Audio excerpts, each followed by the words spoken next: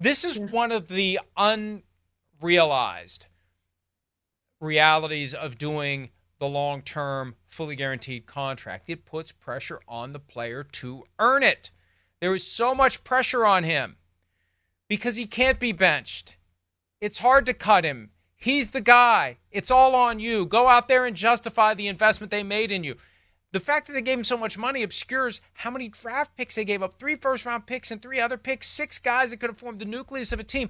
That if you had those guys instead of Deshaun Watson, think of how good the Browns would be right now. Think of what they did last year without him. They couldn't bring Joe Flacco back because it would have been Flacco in the stands in Cleveland this year. The first time Deshaun Watson throws a bounce pass to somebody, and every quarterback throws a bounce pass from time to time, but when Deshaun does it this year, they want Flacco. Now they're going to want Jameis Winston to go out there and eat a W. It's a tough spot for Deshaun Watson. And if he doesn't get it done this year, I don't know what they do with the final $92 million. I don't know if they just pay him $92 million to go away or what, but it feels like this is the year that he's got to step up and earn that contract.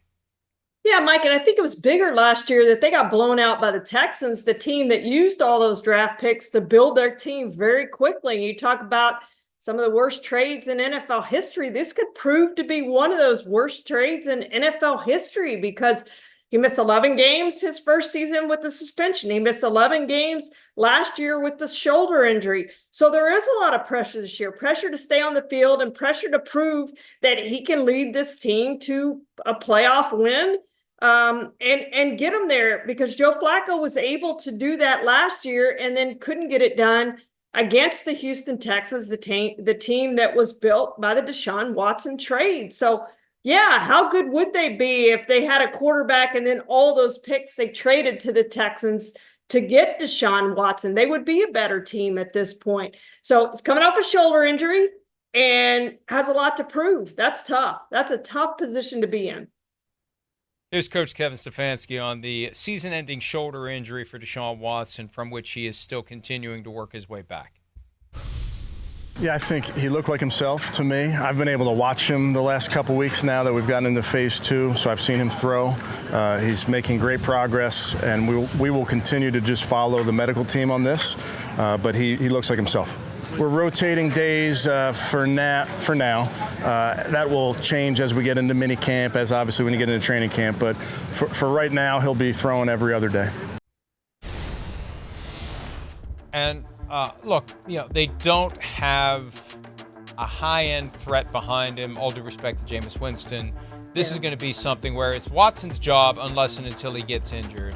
And he was playing well at times last year. He had a rough Monday night game in Pittsburgh that, I saw him. I looked right down on the field from where we were sitting. He, put hands on an official and for whatever reason get ejected, or I think even fined for that. But I think there's a frustration that can come through in his overall performance and vibe because he's not living up to that contract. They had 6 games out of him in 2022, 6 games out of him in 2023. They need 17 this year and maybe win that first-round playoff game or beyond.